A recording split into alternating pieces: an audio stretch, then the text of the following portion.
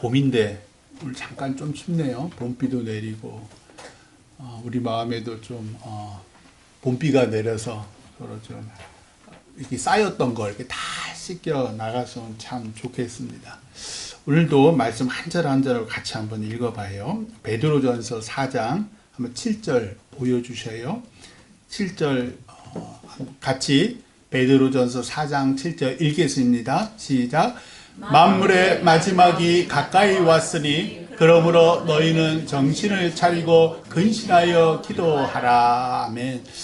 만물의 마지막은 우리가 잘 아는 대로 이 세상의 끝, 주님이 이 땅에 재림하시는 날, 그때 살아있는 자와 죽은 자 모두 나와서 주님 앞에 심판을 받는 날. 그래서 주님을 믿는 영혼들은 주님처럼 새 몸, 부활의 몸을 입고 영원히 왕노릇하지만, 주님을 믿지 않았던 영혼들은 영원한 심판을 받고 영원한 벌에 처해지는 것.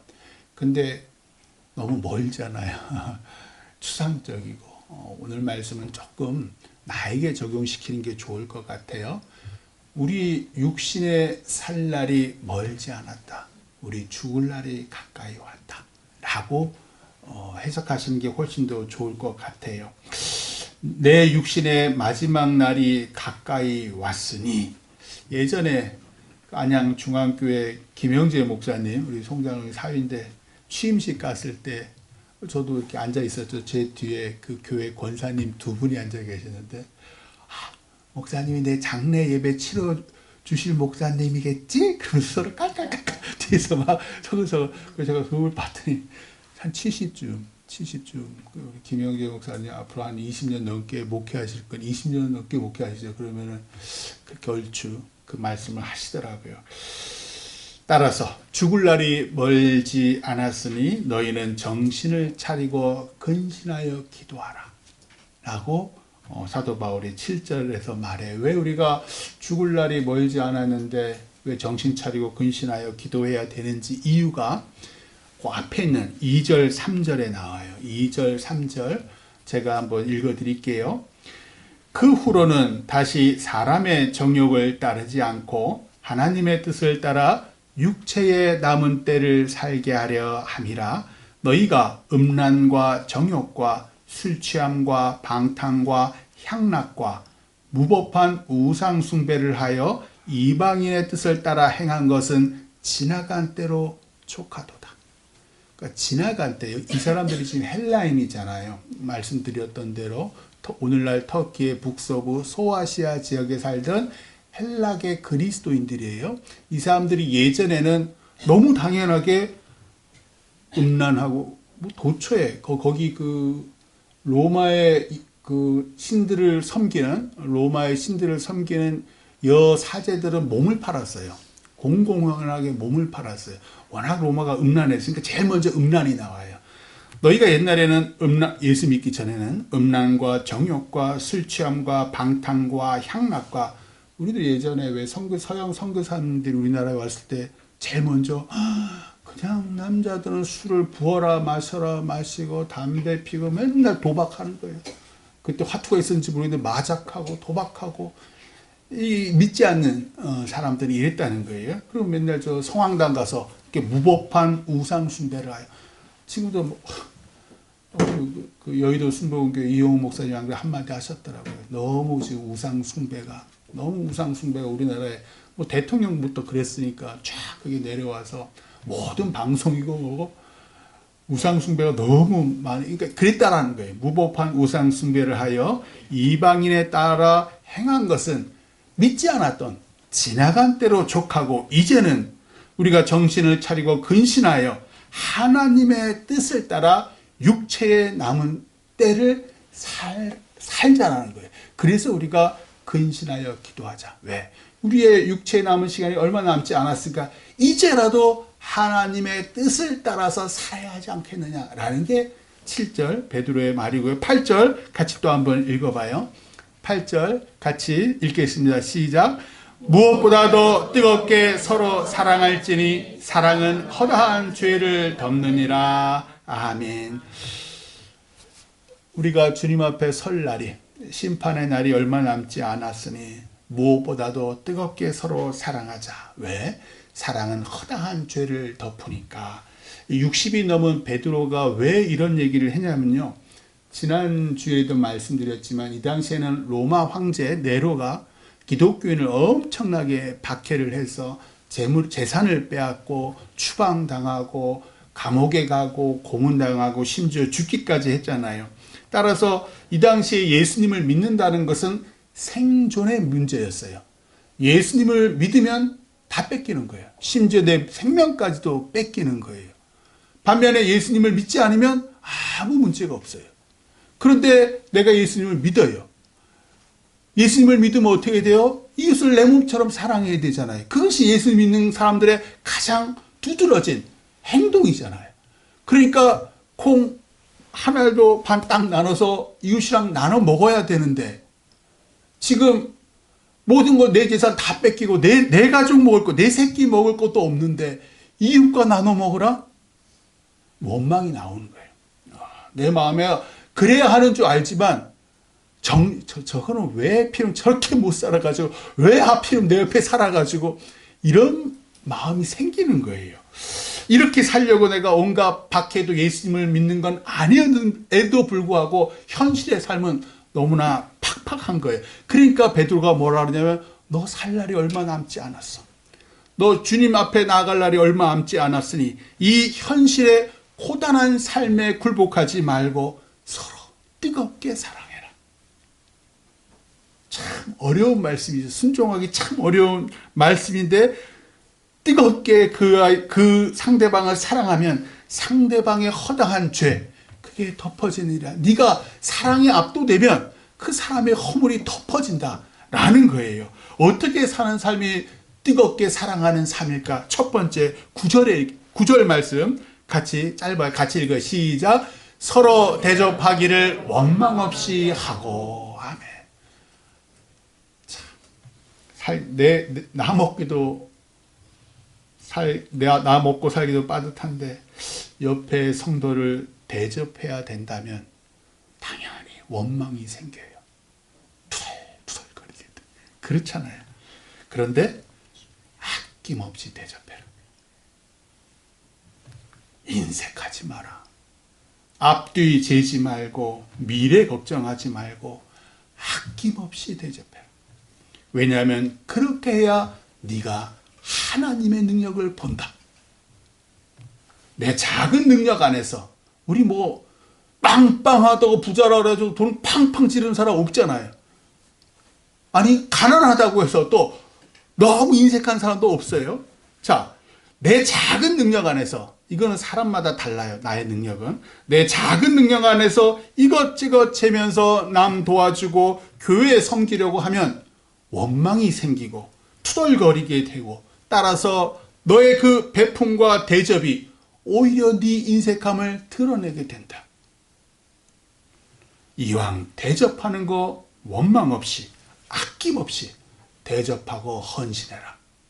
그러면 네 창고가 하나님의 은혜로 차고 넘치는 것을 네 눈으로 보리라. 네 능력 안에서 계산하니까 인색하게 되고 원망하게 되고 작게 주게 되고 그러나 네가 아낌없이 베풀면 사람들은 아는 거예요. 아니 저 사람은 왜 저렇게 베풀지? 아낌없이 베푸는 거 아는 거예요. 그럼 어떻게 돼요? 하나님께 영광을 돌리고 살아계신 하나님께서 네 텅텅 빈 그 창고를 메워주시리라. 풍성히 메워주시리라. 네가 하나님의 능력을 보리라. 그게 9절 말씀이에요. 그리고 두 번째 방법은 우리가 뜨겁게 서로 사랑하는 두 번째 방법은 영적인 방법을 얘기해요. 10절 같이 읽어요. 시작. 각각 은사를 받은 대로 하나님의 여러 가지 은혜를 맡은 선한 청지기같이 서로 봉사하라. 아멘. 은사라는 것은 성령 하나님께서 우리 믿는 사람들에게 주시는 특별한 능력이에요. 그 은사는 이제 내 능력으로 얻는 게 아니라서 영어로는 기프트라 그래요. 선물이에요. 하나님께서 교회를 위해서 또 성도의 유익을 위해서 우리 믿는 사람들에게 주는 특별한 선물이 은사거든요. 사도 바울은 고린도전서 12장에서 9가지 성령의 은사를 얘기해요. 지혜의 말씀, 지식의 말씀, 믿음의 은사, 치유의 은사, 능력 행함의 은사, 예언의 은사, 영 분별의 은사, 방언의 은사, 방언 통역의 은사. 그런데 로마서 12장에는 똑같은 사도 바울이 7가지 은사를 얘기해요. 예언은 똑같아요. 근데 나머지 좀 달라요. 섬김, 가르침, 위로, 구제, 다스림, 긍휼. 7가지 은사를 또 따로 또 얘기를 해요. 오늘 말씀에서 사도 베드로는 우리가 어떤 은사를 하나님께 받았든 각각 받은 은사로 선한 청지기 같이 서로를 섬기고 봉사해라. 이 은사는 내게 아니야. 하나님이 주신 선물이야. 따라서 교회를 위해서 또 성도들을 위해서 아낌없이 서로 봉사해라. 예전에 우리 이종국 장로님께서 권옥기 권사님 젊어서 한창 일하실 때에 건강에 이상이 생겨서 장로님 기도해 주세요. 그래서 이제 권옥기 그때는 집사님이겠죠. 이렇게 기도해 주셨다고 그랬더니 그 건강에 지병이 싹 사라져서 열심히 다시 일하셨던 얘기를 예전에 얘기하시더라고요. 이것이 하나님의 은사로 뜨겁게 서로 사랑하는 2번째 방법이에요. 자, 3번째 뜨겁게 서로 사랑하는 방법을 11절에서 이렇게 얘기해요. 같이 읽어요. 시작. 만일 누가 말하려면 하나님의 말씀을 하는 것 같이 하고 누가 봉사하려면 하나님이 공급하시는 힘으로 하는 것 같이 하라. 이는 범사에 예수 그리스도로 말미암아 하나님이 영광을 받으시게 하려 함이니 그에게 영광과 권능이 세세에 무궁하도록 있느니라. 아멘. 요즘에 자주 나오더라고요. 가수 션. 원래 가수인데 이 사람을 가수인지 모르는 사람이 많아요. 뭐 마라토너, 사회봉사가 이렇게 하는 사람이 원래 가수예요. 이 션이 아내 배우였죠. 요즘에는 안 한 지 너무 오래됐지만 배우 정혜영이란 사람과 결혼을 해서 이남이녀 4명이나 나왔어요. 하나님이 주신 대로 4명이나 나왔고 세상에 선한 영향력을 끼치고 사는데 방송에서 이렇게 말을 했더라고요. 연애할 때는 안 싸우는 커플이 가끔 있어요. 저희도 그랬네요. 왜냐하면 그때는 콩깍지가 씌어 있거든요. 그런데 결혼을 하면 실체가 보이고 단점이 보이고 지적하기 시작하잖아요. 사람이 바뀐 게 아니라 나의 관점이 바뀐 거예요. 결혼 전에 갖고 있던 장점이 결혼 후 없어진 것도 아니고 단점이 많아진 것도 아닌데 내가 단점을 보기 시작한 거예요. 결혼 후에도 그 많던 장점을 자꾸 보려고 끄집어내면 장점이 많은 사람으로 저절로 변해요. 서로 다른 부분을 힘들어하고 불만하면 부부싸움의 원인이 되죠. 그런데 혜영이의 모습이라고 당연히 받아들이면 다른 부분을 받아들이기 쉬워져요. 다들 보석을 찾는 걸 결혼이라고 생각해요. 많은 사람들 중에 나만의 보석을 골라내야 한다고 생각하지요. 저는 결혼을 원석을 만나 나라고 하여금 보석을 만들어가는 과정이라고 생각해요. 내가 사랑하는 사람을 보석으로 만들어가는 게 신나는 일이잖아요.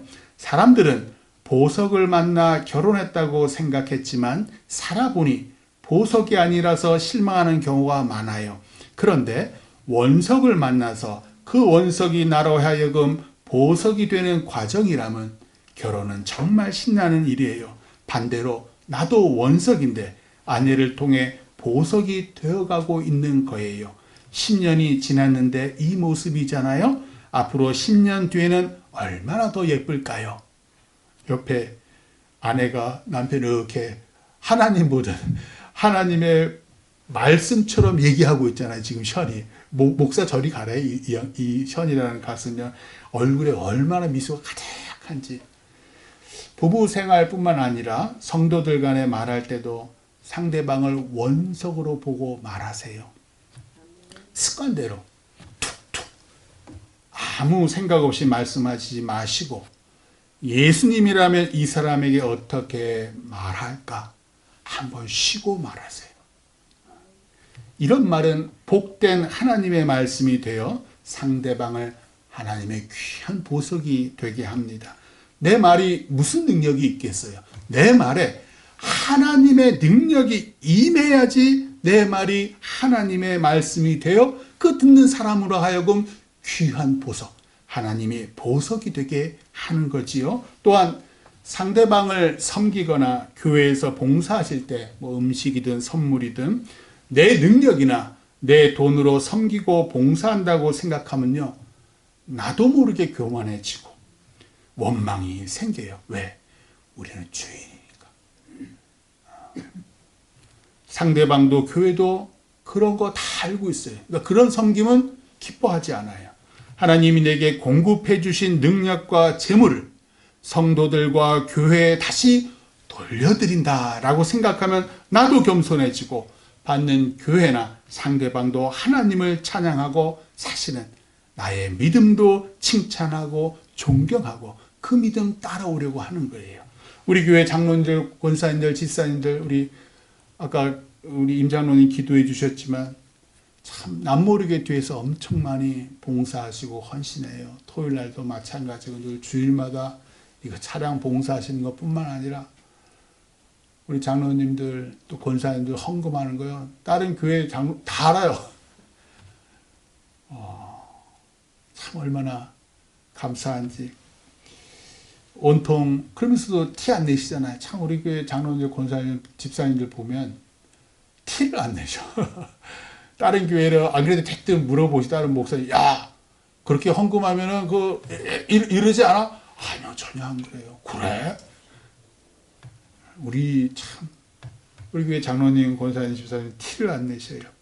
그래서 우리 교회 장로님, 권사님, 집사님을 통해 하나님의 영광이 금토교회에 임하고 하나님께서 그분들의 헌신을 흠양하사 우리 교회에 축복하셔서 재정에 어려움이 없고 이 작은 성도가 거의 매년 1억, 그 특별헌금 빼고요, 거의 1억을 헌금을 해요. 이 작은 성도가. 재정에 어려움이 없고 교회에 분란이 없어요. 뜨겁게 사랑하는, 그래서 세 번째 방법은 내 말과 헌신을 통해 오직 하나님만 영광을 받으시게 하는 것. 이것이 세 번째 뜨겁게 서로 사랑하는 방법인데, 인류 역사상 가장 뜨겁게 사랑하셨던 분은 누구지요? 예수님이잖아요. 예수님. 특별히 예수님께서 뭐 수많은 다른 사람도 사랑하셨지만 12제자, 매일 눈 뜨면 보고 잠잘 때도 보는 이 12제자를 얼마나 뜨겁게 사랑하셨을까요?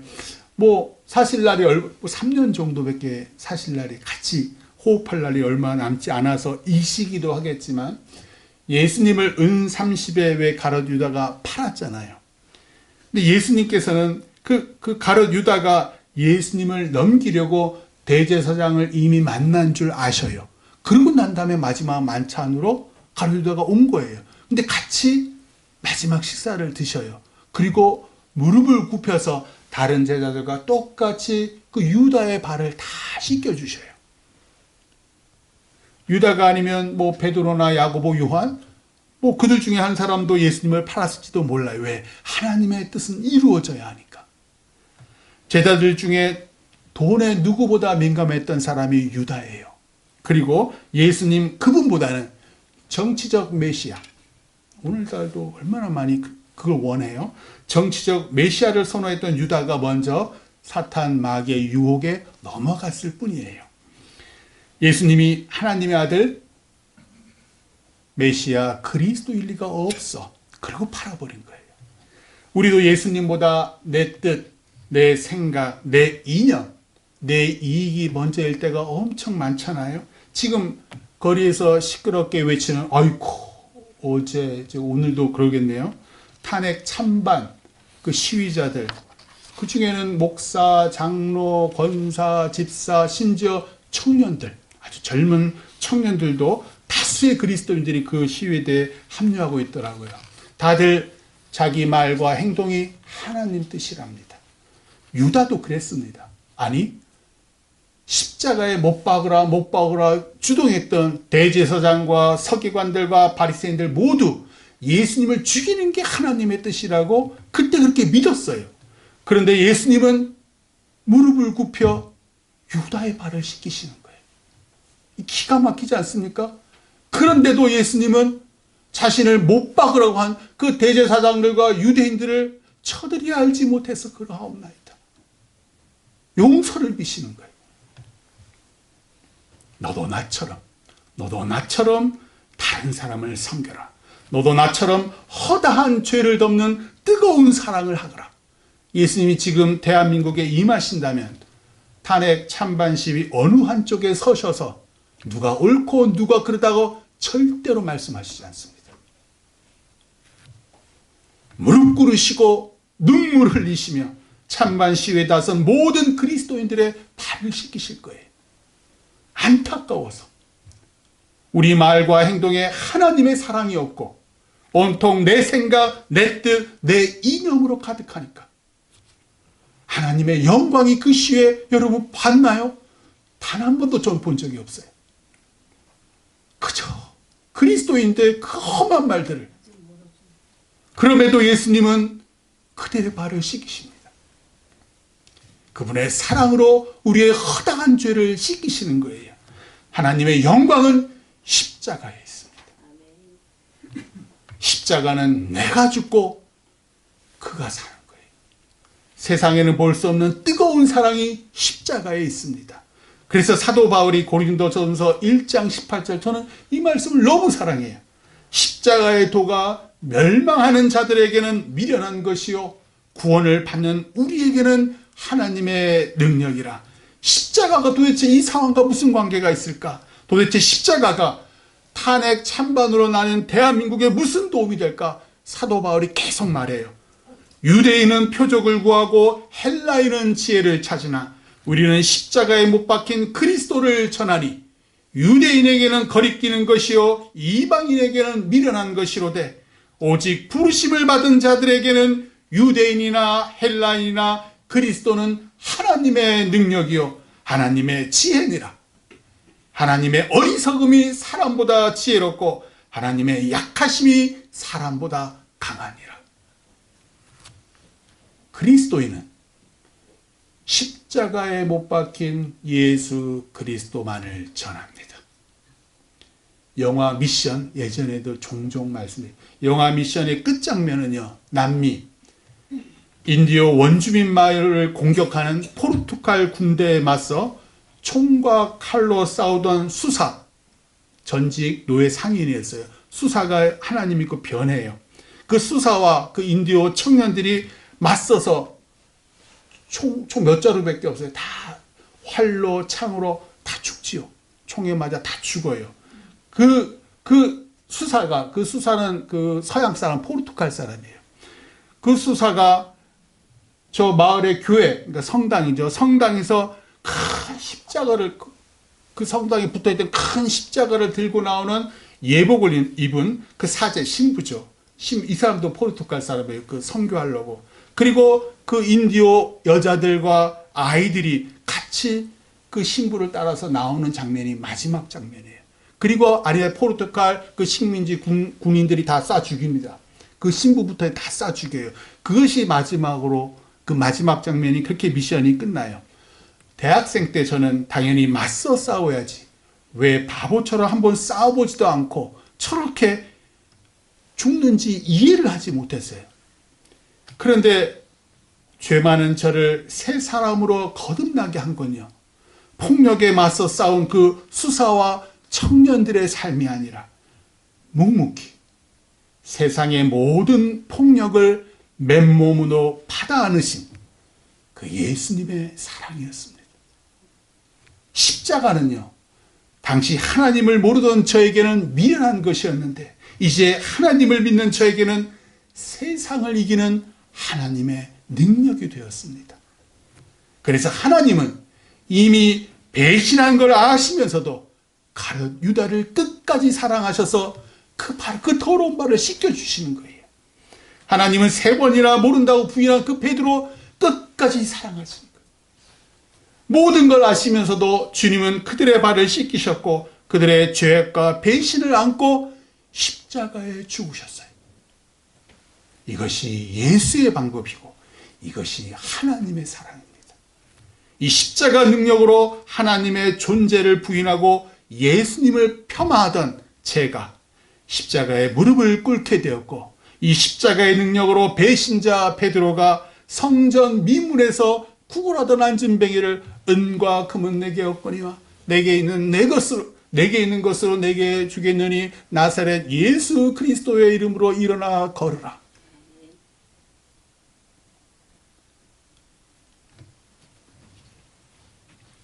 존 스토트 목사님께서 그리스도의 십자가라는 책에서 이렇게 말씀하셨어요. 인간 스스로 하나님을 대신하는 게 죄의 본질이라면 하나님이 친히 우리를 대신하신 게 구원의 본질이다. 인간은 오로지 하나님이 계셔야 마땅한 자리에 자신을 앉히고, 하나님은 당연히 우리가 있어야 할 자리에 친히 들어가셨다. 내가 하나님인 양 하는 거, 이게 죄의 본질이랍니다.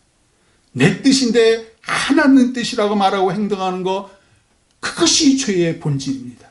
거기에는 하나님의 영광이 없고 세상에 폭력과 죄악만 가득합니다. 그런데 그 더럽고 죄 많은 사람들을 위해 하나님이 친히 무릎 꿇혀 발을 씻기시고 대신 죽으셨습니다. 내가 십자가에 못 박혀 죽어야 하는데 나는 여전히 집과 거리 교회에서 하나님이냐 교만하게 큰 소리로 외치고 다니고, 오히려 하나님께서 나를 위해 십자가에서 눈물로 기도하십니다. 그러므로 믿는 자여, 죽을 날이 가까운 그리스도인이여, 베드로가 8절에서 말해요. 무엇보다도 뜨겁게 서로 사랑할지니 사랑은 허다한 죄를 덮느니라.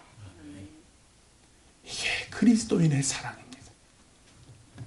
열낸다고 화난다고 세상이 바꿔지나요? 세상은 사랑으로 바뀝니다. 지금 당장 사랑의 결과가 눈에 보이지 않더라도 세상 사람들은 결국 하나님께로 돌아옵니다. 따라서 뜨겁게 서로 사랑하라. 너의 사랑이 그의 죄를 없애지 못하나 그의 죄를 덮을 수는 있다. 왜? 죄는 오직 예수님 보혈만이 깨끗이 씻어질 수 있으니까. 그러나 예수 그리스도의 사랑을 받은 네가 나를 통해 십자가 사랑을 알게 되면, 너의 말과 봉사와 헌신이 하나님이 공급하시는 힘 덕분인 걸 알게 되면 상대방인 그도 너처럼 십자가에 무릎 꿇고 하나님의 영광을 위해 남은 삶을 살리라. 따라서 뜨겁게 사랑하라. 아니, 네가 먼저 그를 사랑하라. 이 사랑으로 세상 이기시기를 주님의 이름으로 축원합니다. 기도하겠습니다.